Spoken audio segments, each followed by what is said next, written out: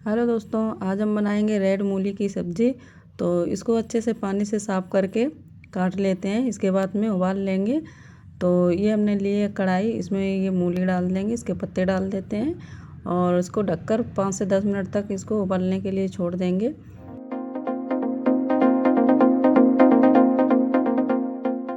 मूली उबलकर रेडी हो गई है और अब इसकी भुर्जी तैयार कर लेते हैं। तो इसके लिए हमने सरसों का तेल लिया है, इसमें जीरा डाल देंगे, लहसुन डाल देते हैं, इसी में हमने हरी मिर्च ऐड कर दी और साथ ही जाएगी ये मूली।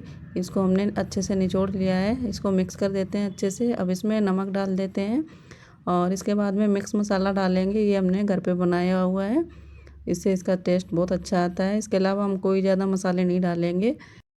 इसे आप एंजॉय कीजिए रोटी और पराठे के साथ में।